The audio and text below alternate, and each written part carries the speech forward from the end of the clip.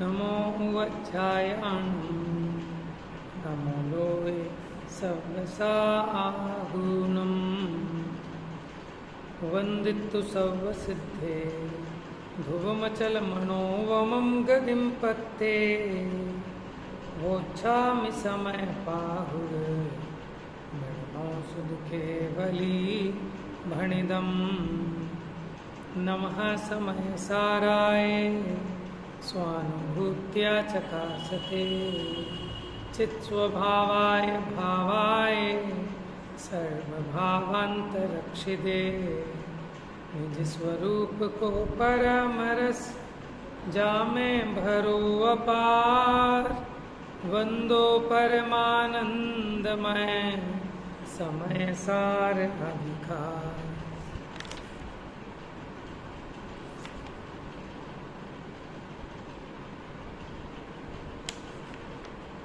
तो कल अपनी 356 से 365 ऐसी 10 गाथाओं पर अपनी टीका पूरी हुई। अमृतचंद्राचार्य की टीका थी जिसमें कहा था कि गायक परद्रव्य का नहीं है, दर्शक परद्रव्य का नहीं है, श्रद्धान करने वाला परद्रव्य का नहीं है, और अपोहक, अपोहक का क्या मतलब बताया था? त्यागने वाला, वो भी परद्रव्य का नहीं है। ये तो निश्चय कथन था। और व्यवहार से कि पर जिसको जानता है, बाहर की जो ज्ञेय है वो उसके निमित्त मात्र होने से है कि आत्मा पर का ज्ञायक है, पर का दर्शक है, पर का श्रद्धान करने वाला है और पर का त्याग करने वाला है। इसको खड़िया के उदाहरण से समझाया था और एक नियम बताया था कि जो जिसका होता है वह वही होता है। जैसे ज्ञान आत्मा का है तो ज्ञान आत्मा ही है। अब पहले इन्हीं गाथाओं की जयसेनाचार्य की टीका देखते हैं, फिर इन कलशों पे आएंगे। Page number 817। विषय का स्पष्टीकरण बहुत हो चुका है, अब इसको पढ़ते हैं। कोई नई बात आएगी तो खुलासा करेंगे। आपको कुछ लगे तो आप पूछ सकते हैं। ये तात्पर्य वृत्ति टीका की पेज नंबर 817। अब ज्ञान ज्ञेय वस्तु को जानता है, तथापि दीवाल पर सफेद मिट्टी की तरह निश्चय से ज्ञान ज्ञेय वस्तु को जानता है, फिर भी दीवाल पर सफेद मिट्टी की तरह निश्चय से तन्मय नहीं होता। देखो, जो सफेद खड़िया है वो दीवाल नहीं बनी, तभी ये झड़ जाती है, अलग की जा सकती है। उसी प्रकार ज्ञान ज्ञेयों को तो जानता है लेकिन ज्ञेयों से तन्मय नहीं होता। तन्मय का मतलब क्या होता है? उसरूप हो जाना। तत्मय, इसको मिलाकर बनता है तन्मय। तत्मय माने उसमयी हो जाना, इसको कहते हैं तन्मय।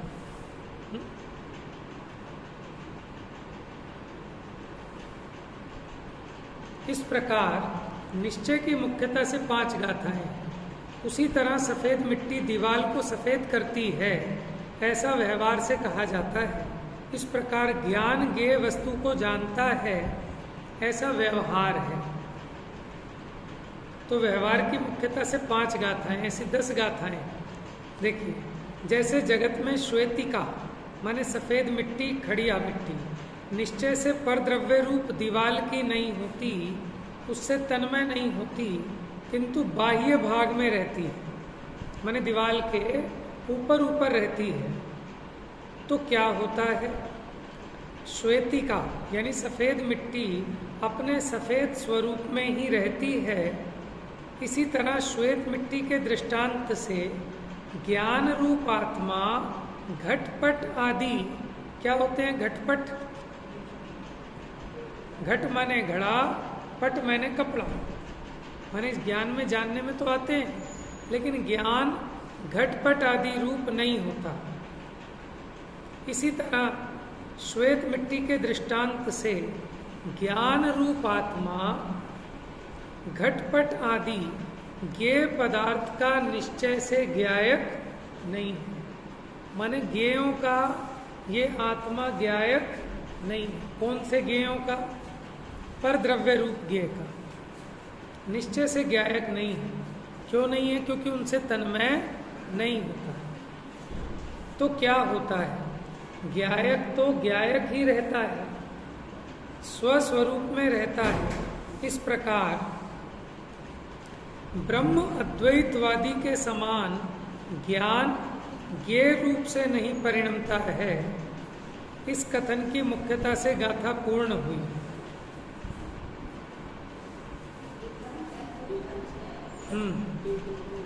पेज नंबर निकालो आप, 818। ब्रह्म अद्वैतवादी वो है जो एक आत्मा को ही मानता है और किसी पदार्थ को मानता ही नहीं। तो वो भी कहता है कि जगत में कुछ नहीं है, सिर्फ एक मैं ही हूँ।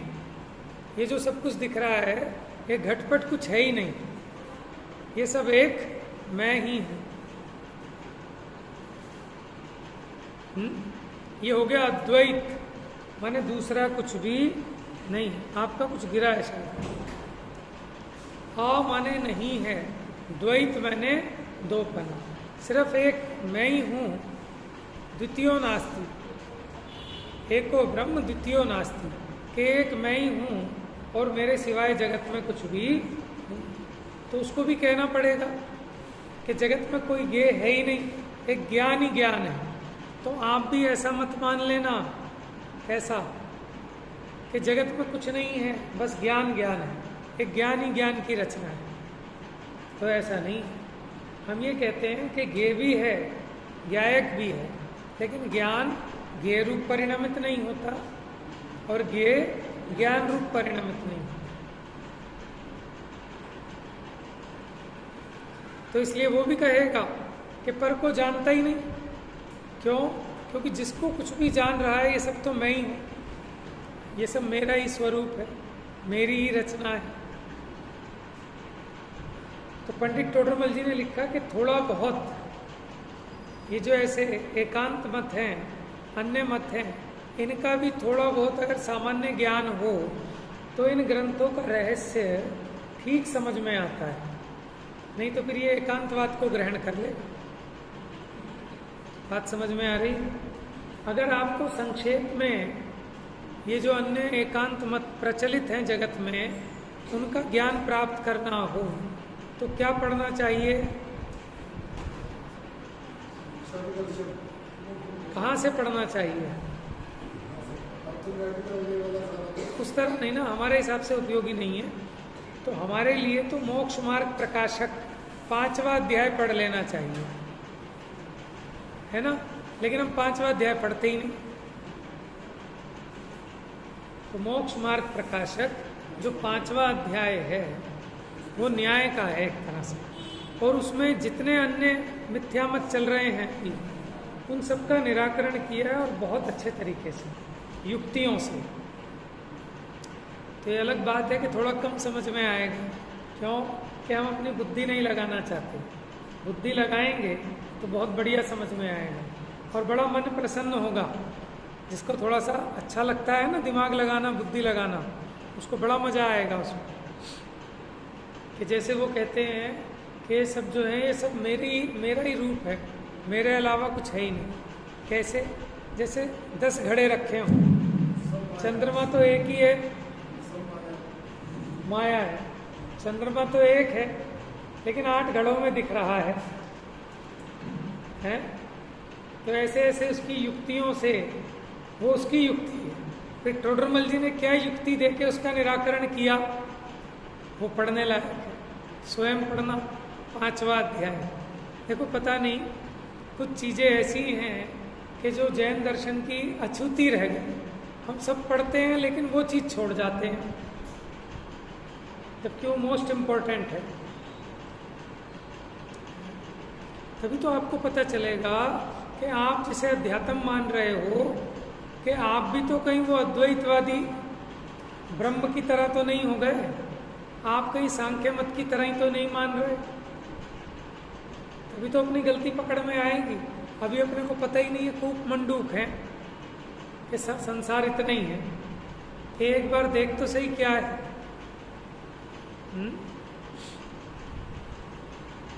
तो इसलिए आचार्यों की एक रीति रही है कि खंडन और मंडन दोनों बात, कि जहां अपनी एक बात कहते हैं तो ऐसी बात कहते हैं कि जितने मिथ्या एकांत मत हैं वो चूर चूर हो जाते हैं। उनके वचन माने इतने गंभीर हैं, इतने अनेकांतमयी हैं कि आचार्य देव एक वचन कहते हैं और जितने मिथ्या मत रूपी पर्वत हैं ये चूर चूर हो जाते हैं।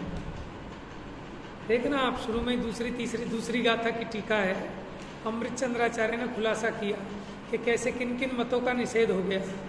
ऐसा कहने से इस मत का निराकरण हो गया, जैसे चित स्वभावाय भावाय सर्वभावांतरक्षिदे। एक एक विशेषण बड़ा उपयोगी है कि जो मिथ्या एकांत मत है उनका खंडन करने वाला है।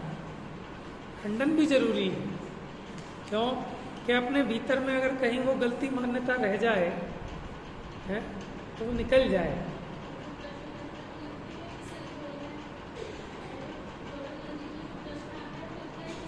हाँ देखो, टोडरमल जी ने जो अन्यमति के प्रश्न रखे, आपको ऐसा लगेगा सही तो कह रहा है कि एक चंद्रमा है और 10 घड़ों में झलक रहा है। ऐसे एक ही मैं हूं और इन सब में मैं व्याप्त हो रहा हूं। और फिर समझाया कैसे, उत्तर नहीं दिया, प्रश्न पे प्रति प्रश्न किया। अगर तू ऐसा कहता है तो फिर ऐसा है कि ऐसा है, अगर ये कहे तो ऐसा है और ये कहे तो ऐसा है। माने जिसे कहते हैं ना चारों खाने चित्त कर देना, तो टोडरमल जी की वो शैली है। ऐसे ही जब हम पुराण पढ़ते थे तो पुराण पढ़े तो कहानियां ही वहां से तो पढ़ा, जहाँ कर्णनियोग का आया उसे छोड़ गए, जहाँ द्रव्यानियोग का कथानक आया कि अब मुनिराज उपदेश कर रहे हैं, आत्मा के धर्मों को बता रहे हैं, उस पेज को पलट दिया, फिर कहानी से चालू हो गई। तो हम वो हैं, इतने सियाने बच्चे हैं कि माता जो बतासे में औषधि डाल के खिलाती है, औषधि साफ कर देते हैं, बतासा बतासा खाता था। तो बताशा इसलिए थोड़ी था, बताशा इसलिए था कि वो औषधि कड़वी होने के कारण तेरे पे नहीं खाई जा रही, तो चल चीनी के साथ खा।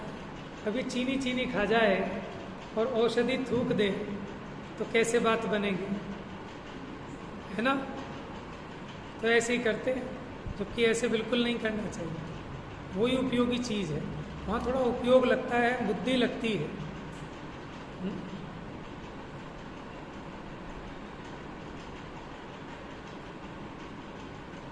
तो कठिनता से कभी नहीं डरनी चाहिए। जो चीज़ पहले कठिन लगती है वो सरल कैसे होती है कि जब हम उसे 2-4 बार पढ़ें तो बड़ी सरल हो जाएगी अभ्यास से।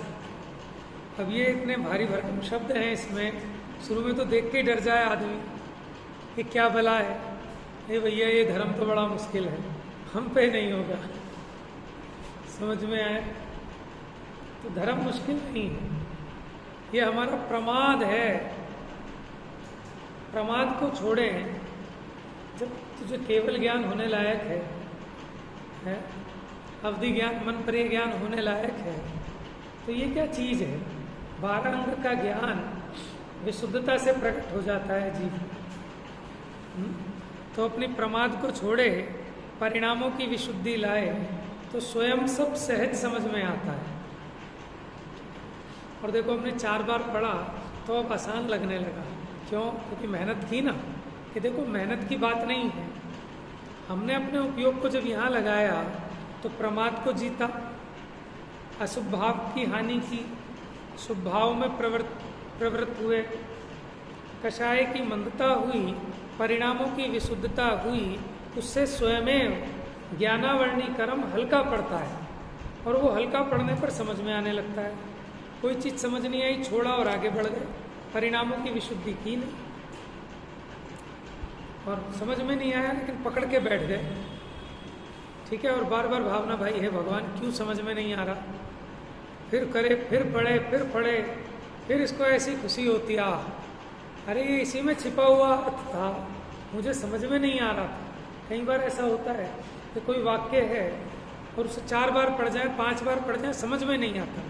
अब सुबह शाम रात दिन सोते उठते बैठते दिमाग में वही वही वही वही घूमता है ना, तो फिर उसका इतना बढ़िया समाधान खुल के आता है तो वह गजब हो गया, फिर आनंद आता है। लेकिन ऐसा नहीं है कि नहीं समझ में आए, क्योंकि जब आत्मा ज्ञानमयी है, ज्ञान का सागर है, ज्ञान का समुद्र है, इसी में से केवल ज्ञान उत्पन्न होने की सामर्थ्य है, तो छोटा सा मति श्रुत ज्ञान, ठीक है ना, ये क्यों नहीं होगा? अवश्य होगा, बशर्ते कि अपनी अंदर में समझने की नीयत हो। अभी तो हम अपने पहले हथियार डाल देते हैं कि भैया इतना मुश्किल, हमें तो समझ में ही नहीं आएगा। कि हाँ भैया, जो पहले ही हार मान के बैठ गया उसे समझ में आएगा ही, और जिसे समझ में भी नहीं आए लेकिन ये समझे कि कोई महान बात है, समझने लायक है, आज नहीं आएगी 4 दिन बाद आएगी, इस भव में नहीं आएगी अगले भव में आएगी, ऐसी जिसकी हाँ उत्साह, बिल्कुल, हाँ, इसकी उपयोगिता नहीं लगे, उत्साह नहीं लगे तो कैसे समझ में आएगा?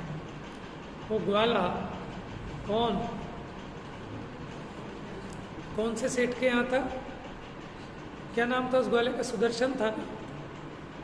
वो ग्वाला, उसे कहीं से ग्रंथ मिला, समझ में कुछ नहीं आया, लेकिन उसके प्रति बहुमान कि बहुत अच्छी चीज़ है और बहुत महान है ये, तो मुनिराज को भेंट की, और वो उसके प्रति जो उसके परिणामों की विशुद्धि हुई, उसके बल पर अगले भाव में ये कुंद आचार्य बने, 84 पाहुड़ की रचना की है। देखो विशुद्धि से है कौनूर हिल में। अच्छा, हाँ, वनिता बहुत किसी में लगा था क्या? अच्छा, बम्बई वालों का, हाँ, कौनूर हिल, अब 1 अगस्त से है।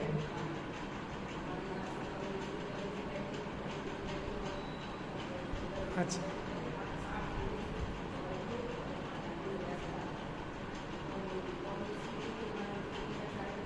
कुंदकुंदाचार्य की तपोभूमि है कौनूर, और दुनिया की चकाचौंध से दूर, कुछ नहीं मिलेगा वहाँ, चाट पकौड़ी कुछ भी,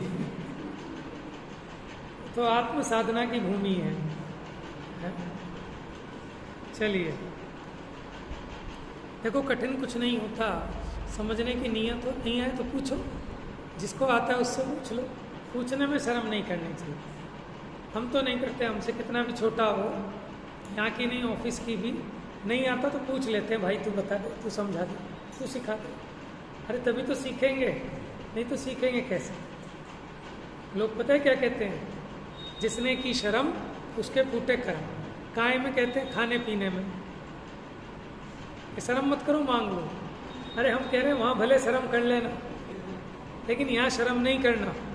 वहाँ तो आदमी फार्मूला कहता है कि शर्म नहीं करना, और यहाँ प्रमाद में बैठा है।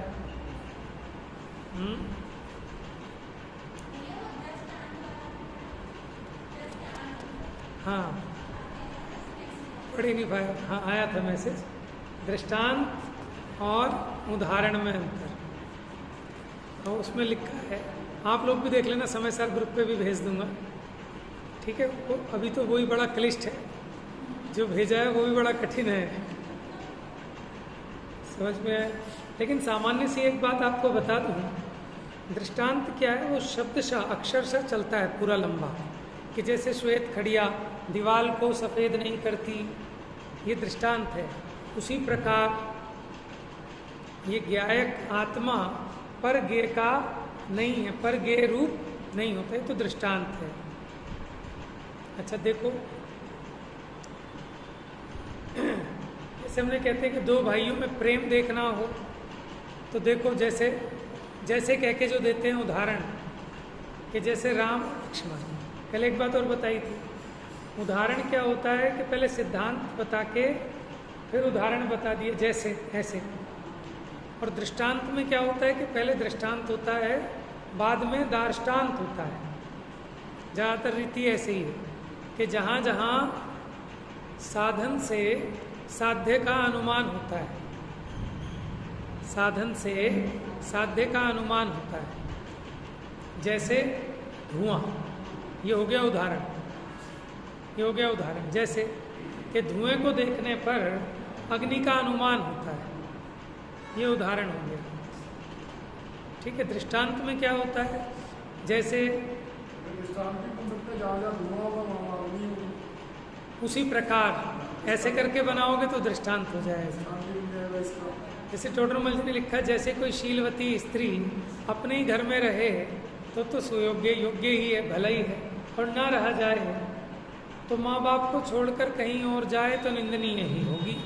उसी प्रकार ये जो अपनी बुद्धि है, ज्ञान उपयोग, ये अपने में ही रहे तो योग्य ही है, और ना रहा जाए तो देव शास्त्र गुरु के अलावा कहीं और जाए तो निंदनीय ही होगा। लेकिन वहाँ भी कदाचित किसी कारणवश कहीं मित्रादि के यहाँ जाना पड़ जाए और जाए, लेकिन वहाँ यथा योग्य प्रवृत्ते तो भी शीलवती ही है। उसी प्रकार बुद्धि कदाचित किसी विषय पर चली भी जाए, लेकिन वहाँ राग द्वेष ना करे तो वो बुद्धि भी व्यभिचार की। ये है दृष्टांत और दार्ष्टान्त। समझ में आए?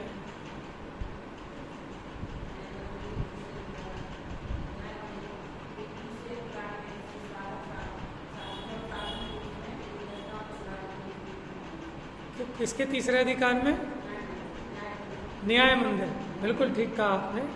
डॉक्टर वीर सागर जी की पुस्तक है न्याय मंदिर, उसमें आपको मिलेगा दृष्टांत और दृष्टांताभास क्या है, उसके भेद भी, ऐसे ही उदाहरण वह न्याय मंदिर में मिल जाएगा। सही, यहाँ रखी है, देख लें।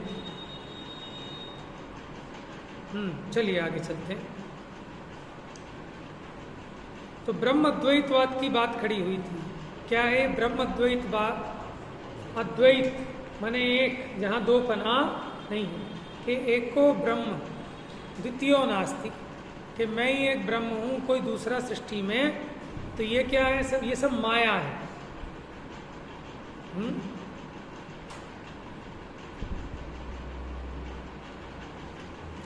और उसी तरह श्वेत मिट्टी के दृष्टांत से, श्वेत मिट्टी माने वही खड़िया, 818,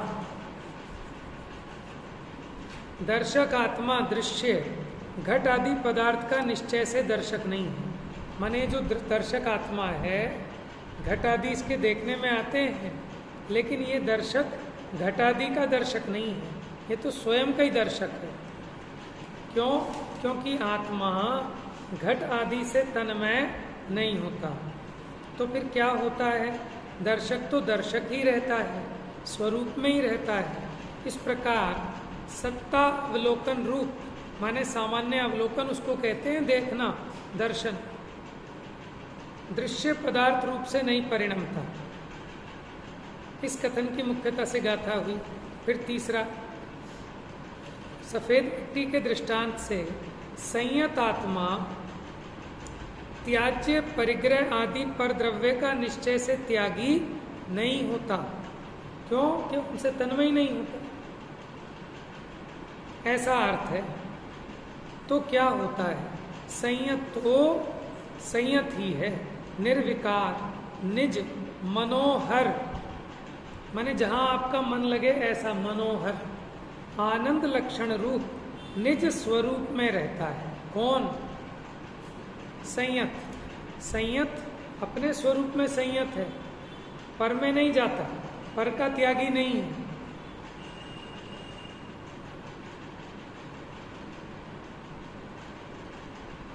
इसी प्रकार उस सफेद मिट्टी के दृष्टांत से तत्वार्थ श्रद्धान रूप सम्यक दर्शन, श्रद्धेय रूप बाह्य जीवादि पदार्थ का निश्चय से श्रद्धान करता नहीं होता।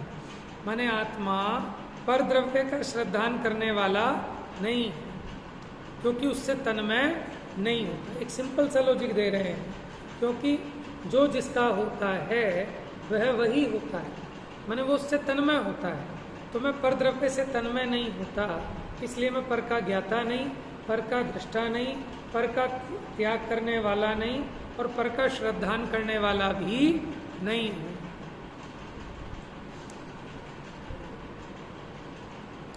सम्यक दर्शन तो सम्यक दर्शन ही है, वह स्वरूप में रहता है। इस तरह तत्वार श्रद्धान लक्षण रूप सम्यक दर्शन की मुख्यता से गाथा हुई। इस प्रकार पूर्वोक्त 4 गाथाओं द्वारा कहा गया व्याख्यान किया गया है। किस संबंध में? निश्चय नय के संबंध में। किस विषय में? ज्ञान, दर्शन और चारित्र के विषय में व्याख्यान किया गया है। इस समय हे शिष्य सुनो।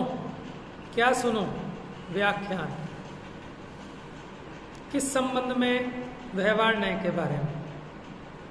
उन दर्शन, ज्ञान, चारित्र के बारे में अब व्यवहार से समझाते हैं। देखो नीचे, अब व्यवहार कहा जाता है जिस तरह, जिस प्रकार से लोक में सफेद मिट्टी पर द्रव्य रूप दीवाल आदि को व्यवहार से सफेद करती है। जगत में व्यवहार से उच्चार करते हैं ना, निमित्त नैमित्तिक की तरफ। लेकिन दीवाल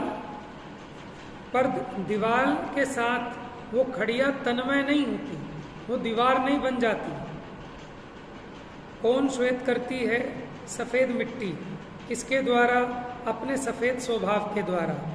उसी तरह सफेद मिट्टी के दृष्टांत के समान आत्मा पर द्रव्य, घट आदि ज्ञेय वस्तु को व्यवहार से जानता है, परंतु पर द्रव्य के साथ तन्मय तो जानता है। व्यवहार से जानता है का मतलब कि उससे तन्मय नहीं होता, उस रूप नहीं होता। तो ये ना समझे कि जानता नहीं, जानता तो है, ये तो निश्चय है कि जानता है, लेकिन उस रूप नहीं होता। इसलिए कह रहे हैं कि व्यवहार से। ऐसा कौन है कि वो ज्ञान आत्मा है? किसके द्वारा देखता है? अपने दर्शन भाव से देखता है। देखने का भी ऐसे ही लगाना, ऐसे ही त्याग का लगाना। नीचे आ जाओ। पूर्वोक्त 4 गाथाओं द्वारा निर्दिष्ट निर्णय या व्यवहार के अनुयायी का निश्चय कहा गया है। किसका निश्चय? व्यवहार का निश्चय कराया। निर्णय, यहाँ निश्चय का मतलब निर्णय है, ऐसा अर्थ है। किसके संबंध में? ज्ञान, दर्शन, चारित्र तीनों के बारे में निर्णय किया। ये भात आदि मेरे द्वारा खाया गया है। क्या ये चावल मेरे द्वारा खाया गया है? ये सर्प, विष, कंटक आदि मेरे द्वारा त्यागा गया है। ये घर आदि मेरे द्वारा बनाया गया है। ये सब व्यवहार से कहा गया है। पुनः निश्चय से अपने रागादि परिणाम को ही किया और भोगा है। इसने भात को नहीं खाया, भात को खाने का राग किया है बस। मकान को नहीं बनाया, मकान को बनाने का राग मात्र किया है।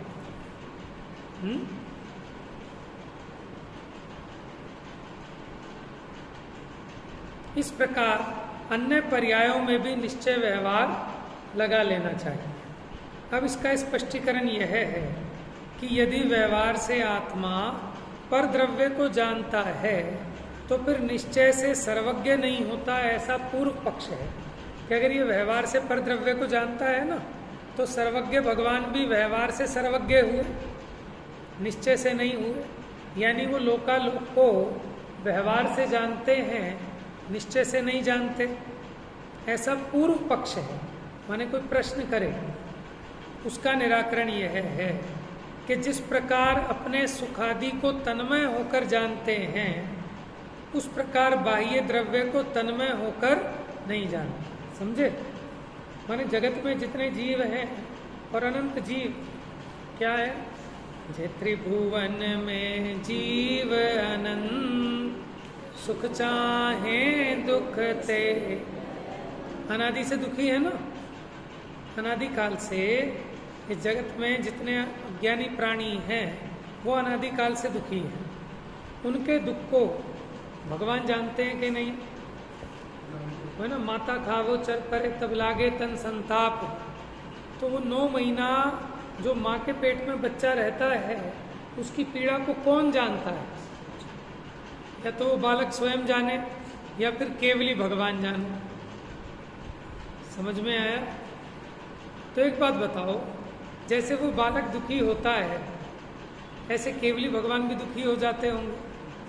क्यों? क्यों नहीं होते दुखी? क्योंकि वो उसको तन्मय होकर नहीं जानते। माने अज्ञानी तो कि ये मैं ही दुखी हो गया ऐसा अनुभव करता है। केवली भगवान सबके दुख को जानते हैं लेकिन तन्मय होकर नहीं जानते। माने ये मैं ही हूँ, ये मेरा ही दुख है ऐसे नहीं। पर को पर तरीके जानते हैं, स्व तरीके नहीं जानते। बस इसलिए हमने कहा कि सर्वज्ञ भगवान पर द्रव्य को व्यवहार से जानते हैं। कोई ये ना मान ले कि वो जानते ही नहीं, कि जानते तो अत्यंत स्पष्ट हैं।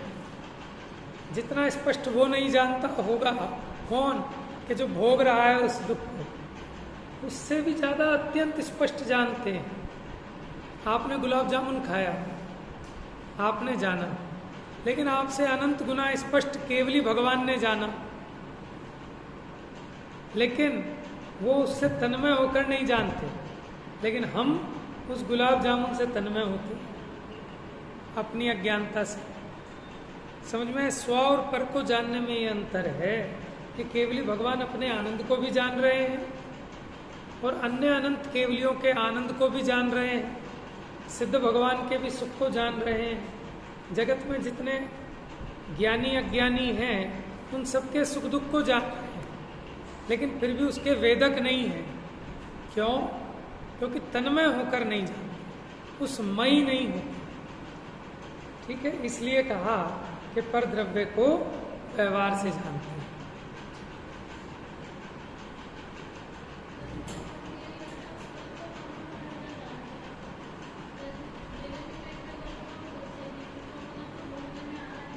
हाँ, अब बच्चे के पेट में दर्द हुआ, डॉक्टर ज़्यादा अच्छे से जानता है, अल्ट्रासाउंड कर रहा है। समझ में? इतना तुम नहीं जानते होंगे, वो अल्ट्रासाउंड जो कर रहा है, हाँ यहाँ देखो पेट में गांठ है, यहाँ देखो यहाँ इसमें सोली हो गई पेट में, ये देखो घाव है, ये पेट में अल्सर हो गया है, लेकिन वो दुखी नहीं हो रहा। ठीक है ना? लेकिन वो तो उदाहरण है। केवली भगवान तो अत्यंत स्पष्ट जानते हैं, क्योंकि देखो वो तो सिर्फ उस पिक्चर में जान रहा है, लेकिन जैसे फील कर रहा है ना, जैसी इसकी फीलिंग है, उस फीलिंग को भी अनंत गुना स्पष्ट जानते हैं। आप ये कहोगे डॉक्टर फील तो नहीं कर रहा, माने जो दाई माता वो डिलीवरी करा रही है, ठीक है ना, अब वो औरत कहती है मैं तो बड़ी दुखी हूँ, तुम क्या जानो? मैं क्या जानूँ? मैंने हजारों आज तक बच्चे ऐसी डिलीवरी करा दी, मैं सब जानती। तो वो कह रही है, लेकिन उसे तब पता चलेगा जब वो स्वयं प्रसूता होगी, माने स्वयं बच्चे को जन्म देगी। समझ में आए? तो वैसे ही जानती है, लेकिन ऐसे नहीं। केवली भगवान तो अत्यंत स्पष्ट जानते हैं, माने वो बच्चे को जन्म देने के समय माँ को जैसा कष्ट होता है वो अत्यंत स्पष्ट जानते हैं, लेकिन दुखी नहीं होते, क्योंकि उससे तन्मय नहीं होते। और अज्ञानी अपने बच्चे के पेट का दर्द जानता है और बच्चे से ज़्यादा दुखी होता है। बच्चा जितना दुखी है उससे ज़्यादा दुखी होता है। बच्चा तो रो रहा है, पेट में दर्द है, थोड़ी देर में हंसने लगता है, खेलने लगता है? लेकिन आप दुखी के दुखी रहते हो। तो कहाँ से आया ये दुख? अज्ञानता से आ रहा है, ब्रह्म से उसमें तन्मय हो रहा है ज़्यादा। और जब तक आपको नहीं पता कि बच्चे के पेट में दर्द है, बच्चा स्कूल में तड़प रहा है, आपको नहीं पता, तो कोई दुख नहीं है। आपको स्कूल से फ़ोन आ गया कि साहब आपके बेटे की तबीयत ठीक नहीं है, ऐसा है वैसा है, तब देखो आपकी बेचैनी। जितना उसे दर्द हो रहा है उससे ज़्यादा दर्द आप फील करोगे। क्यों? जब पहली बार आपने बच्चा भेजा होगा स्कूल, सभी ने भेजा होगा, तो बच्चा दुखी होता है कि आप दुखी होते हो? है? मुझे ऐसा लगता है कि बच्चे से ज़्यादा उसके दादी बाबा दुखी होते हैं। माँ बाप तो फिर भी ठीक है होते हैं, लेकिन वो उन्हें सुधारना है उसको, वो अपने कलेजे पे पत्थर रख के रैपट मार के भी छोड़ के आते हैं, लेकिन दादी बाबा नहीं छोड़ के आ सकते। क्योंकि वो उससे भी ज़्यादा दुखी होते हैं, क्योंकि मूल से प्यारा सूद कहते हैं ना, ब्याज मूल से भी ज़्यादा प्यारा होता है। तो ये सब मोह का दुख है, अज्ञानता की लीला है। ज्ञानी अपने दुख से दुखी नहीं होते। ये शरीर का जो दुख है उसे अपना दुख मानते नहीं, तो दुखी कहाँ से हों। गजब है। तो भेद विज्ञान के समान कोई औषधि नहीं है, ये समझ लेना। जैसे अमृत धारा एक ऐसी औषधि है कि कोई बीमारी हो वो सब बीमारियों में कारगर है, उसी प्रकार भेद विज्ञान एक ऐसी औषधि है कि कैसे ही दुख हो, कैसी पीड़ा हो, लेकिन सब पीड़ाओं को मिटाने में वो रामबाण औषधि है। लेकिन हम उसका प्रयोग करके राजी नहीं, हमें भरोसा ही नहीं है।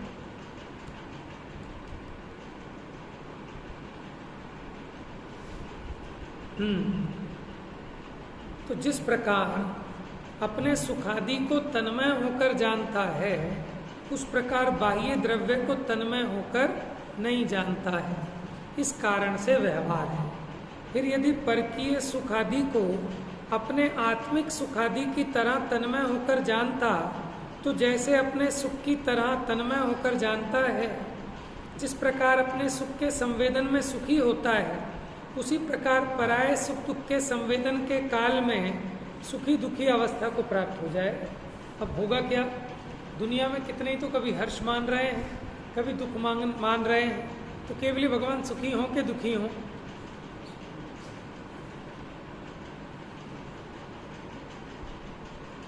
यद्यपि अपने सुख संवेदन की अपेक्षा निश्चय है तथा परकीय सुख संवेदन की अपेक्षा व्यवहार है, तो भी छदमस्त जन की अपेक्षा से वह भी निश्चय ही है, क्योंकि छदमस्त नहीं जान पाता, केवली भगवान जान लेते हैं। इसलिए उस अपेक्षा से तो वो जो पर को जानना है केवली भगवान का, वो भी निश्चय है। व्यवहार तो बस इसलिए कह रहे हैं कि पर के सुख दुख को तन्मय होकर नहीं जानते, अर्थात दूसरे के सुख दुख को जानने वाला सर्वज्ञ का ज्ञान भी निश्चय है, वास्तविक है। सर्वज्ञता कोई कल्पना नहीं है। प्रश्न: अब बौद्ध मत का अनुयायी कहता है कि व्यवहार से हम भी सर्वज्ञ हैं। जैसे तुम अपने को मान रहे हो व्यवहार से सर्वज्ञ है, तो बौद्ध मती कहता है कि हमारे बुद्ध भी सर्वज्ञ हैं व्यवहार से। तो फिर आपके द्वारा उनको दोष क्यों दिया जाता है? उत्तर: कि सोगत आदि मत में, सोगत मत कहते हैं बुद्ध मत को, जिस तरह निश्चय की अपेक्षा व्यवहार असत्य है, हम जो व्यवहार को असत्य कहते हैं वो मात्र निश्चय की अपेक्षा कहते हैं, क्योंकि निश्चय के सामने व्यवहार असत्य भाषित होता है। उसी प्रकार व्यवहार से भी व्यवहार असत्य नहीं है। माने निज को, अपने को जैसा जानते हैं वैसे तन्मय होकर पर को नहीं जानते। बस इस अपेक्षा हमने व्यवहार से कह दिया। लेकिन वो क्या कहते हैं कि जैसे हम निश्चय की अपेक्षा व्यवहार को असत्य कहते हैं, लेकिन व्यवहार से तो व्यवहार सत्य है, लेकिन वो व्यवहार से भी व्यवहार को सत्य नहीं मानते।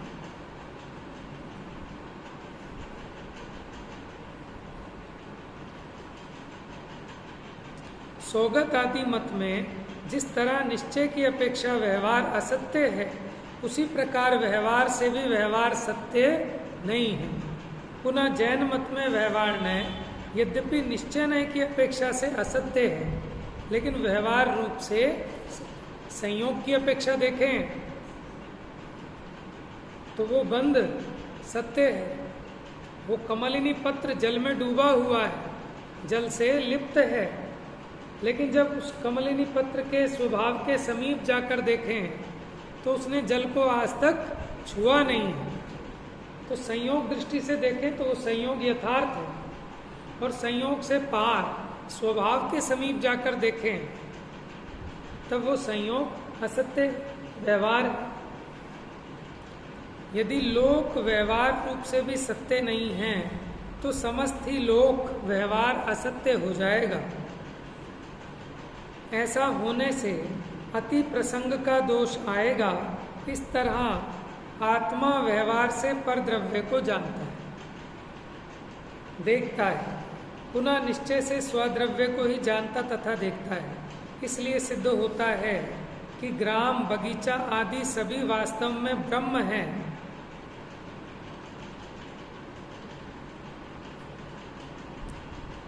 ये वस्तु कुछ भी नहीं है। जो ब्रह्म द्वैतवादी कहते हैं उसका निषेध हो गया। क्या कहते हैं कि जो आपको दिख रहा है ना कुछ नहीं है, एक बस आत्मा ही आत्मा है। तो हमने उसका निषेध कर दिया कि नहीं, कि वो भी है, माने जो परद्रव्य हैं इनकी भी सत्ता है, लेकिन इनसे मेरा ज्ञान नहीं है, हम ये कह रहे हैं। यद्यपि बौद्धमती कहता है कि ज्ञान ही घट पट आदि ज्ञेयों के आकार रूप से परिणमित होता है। तो कोई भी बड़ी गजब की बात है। हमारे यहाँ भी यही कहते हैं कि ज्ञान ही घटपट आदि ज्ञेय आकार रूप परिणमित होता है, और बौद्धमती भी ऐसे ही कह रहा है कि ज्ञान ही घटपट आदि ज्ञेयों के आकार रूप से परिणमित होता है, और ज्ञान से भिन्न कोई भी ज्ञेय है ही नहीं। माने जो सब दिख रहा है ना अपना ज्ञान है, कोई ज्ञेय है ही नहीं, ऐसा बौद्धमती मानता है।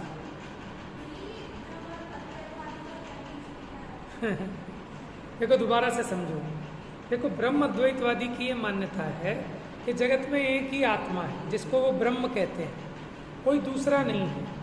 वो सब क्या मानते हैं कि ये सब इसी का विस्तार है, वो सर्वत्र एक व्यापक है। कहते हैं ना सबका मालिक एक ही ईश्वर है, मिलकर जाएंगे सब उसी की लीला है, ये माया है, ये सब एक आत्मा है, ये सब उसी के अंग है। ठीक है, ऐसा मानता है। हाँ, तो यहाँ ये बता रहे हैं, वो ये कहते हैं जो आपको ग्राम, नगर और ये जो अन्य जीव घटपट आदि नजर आ रहे हैं, वो कहते हैं कुछ भी नहीं है, ये सब क्या है, ये माया है, भ्रम है, ये सब एक ब्रह्म का ही अंश है, ये सब एक आत्मा ही सब में फैला हुआ है।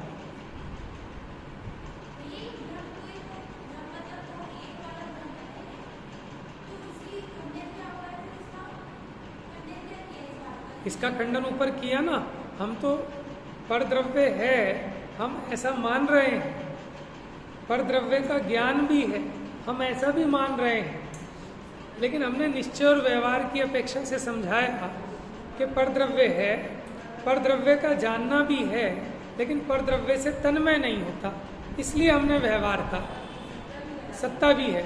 लेकिन वो जो अद्वैत ब्रह्मवादी है वो पर की सत्ता नहीं मानता।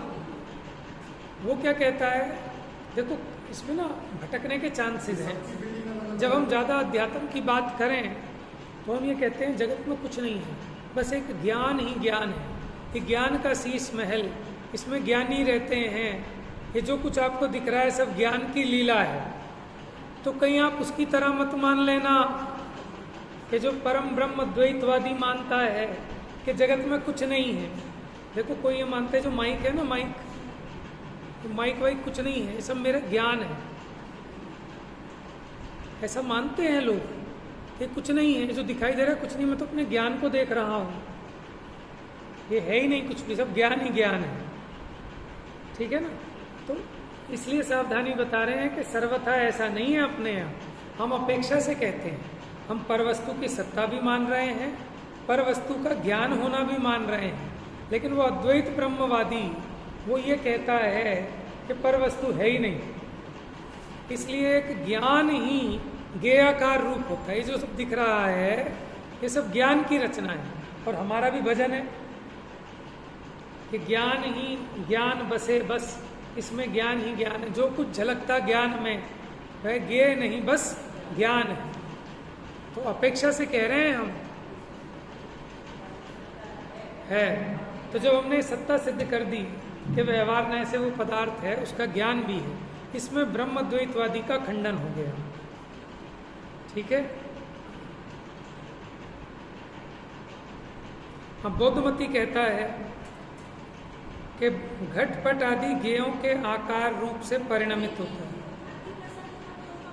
अति प्रसंग का मतलब देखो, जैसे मैं कहता हूँ कि ये मेरी स्त्री है, अब कोई कहे कि कोई किसी की स्त्री विस्त्री कुछ नहीं है, तो अति प्रसंग का दोष क्या आएगा कि कहीं कोई नियम नहीं ठहरेगा, कहीं भी किसी भी चीज का कोई नियम नहीं ठहरेगा। कहाँ लिखा अति प्रसंग?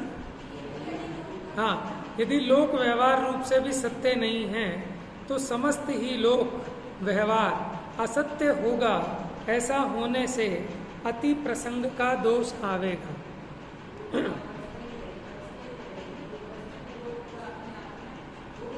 देखो, न घट घट रूप रहेगा, न पट पट रूप रहेगा। घट पट रूप हो जाएगा, माने वो गे ज्ञान रूप हो गए, ज्ञान गे रूप हो गया तो अति प्रसंग हो गया। माने या तो इसकी सत्ता का नाश हो जाए, ये उस रूप हो जाए, तो ये सब अति प्रसंग न्याय के विषय आ गया बीच में थोड़ा। और जो न्याय का विषय है वो भी द्रव्यान योग के अंदर ही आता है, ठीक है ना। जैसे एक जगह आया कि हमने कहा कि मेरी स्त्री है, तो कोई कैसा भी तो व्यवहार है, तो भैया व्यवहार है तो कोई झूठ थोड़ी ही है। अगर आप व्यवहार को सर्वथा झूठ मानोगे और ये कहोगे कि मेरी स्त्री नहीं है, तो फिर व्यभिचार फैल जाएगा, ठीक है ना। हम जब कहते हैं कि स्व स्त्री और पर स्त्री दोनों समान है, ऐसा कैसे हो जाएगा? फिर तो अति प्रसंग आ जाएगा। इसलिए जो व्यवहार है उसकी भी अपनी जगह सत्यता है। हाँ, निश्चय नय के विषय में वो असत्य भाषित होता है, लेकिन व्यवहार पने भी असत्य हो ऐसा नहीं।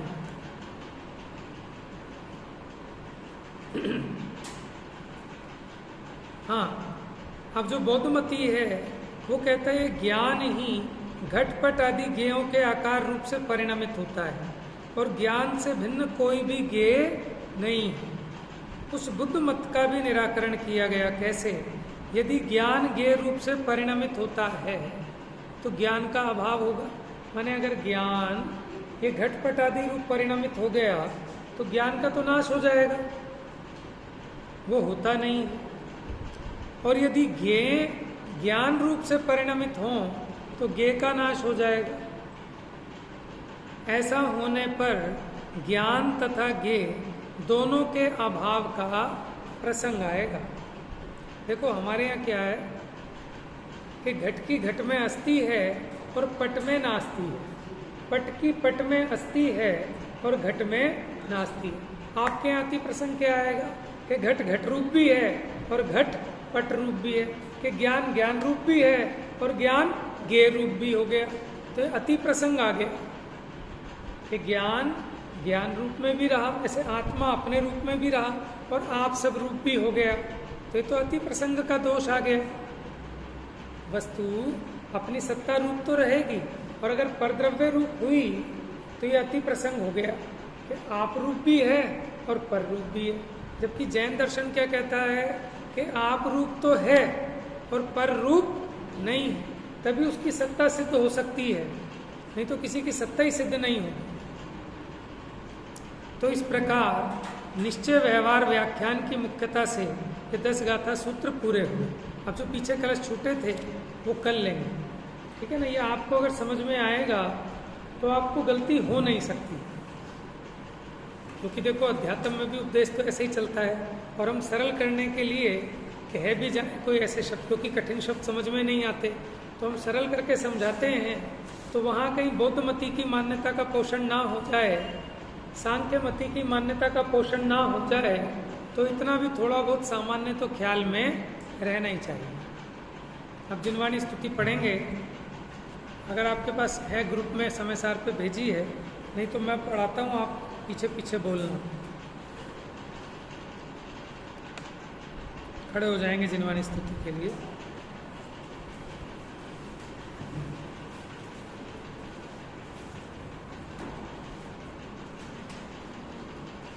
शांति बरसाए जिनवाणी, वस्तु स्वरूप बताए जिनवाणी, पूर्वा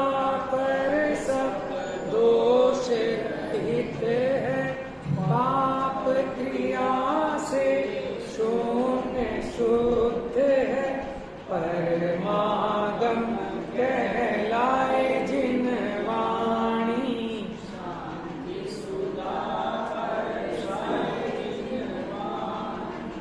परमागम भव्यों को अर्पण, मुक्ति वधू के मुख का दर्पण, भव सागर से तारे जिन वाणी, शांति सुधा राग रूप अंगारो द्वारा, महाक्लेश पाता जग सजल में बरसाए जिन वाणी, शांति सुधा बरसाए जिन वाणी, सत्य तत्व का ज्ञान कराए, अचल विमल निज पद दर्शाए, सुख सागर लहराए जिन वाणी, शास्त्र स्वरूप बताए जिन। नियम सार जी की गाथा 8 या 9 की टीका है, और उस टीका में जो शब्द हैं विशेषण दिए ना कि ये जिनवाणी शुद्ध है। शुद्ध क्यों है? क्योंकि पाप क्रिया से रहित है, पूर्वापर दोष से रहित है। भव्यों को ये परमागम है, भव्यों के लिए मुक्ति वधु के मुख का दर्पण है, ठीक है, भव सागर से तारने वाली है। राग रूप अंगारों से जो महाक्लेशित संसार है उसके लिए सजल मेघ है, माने जल से भरे हुए बादल हैं। सप्त तत्व का ज्ञान कराए, अचल विमल निजपद दिखलाए, सुख सागर है। पूरी की पूरी आप पढ़ लेना उसकी टीका नियम सार जी की, जो उसमें जिनवाणी का स्वरूप आगम का स्वरूप था, बिल्कुल वही।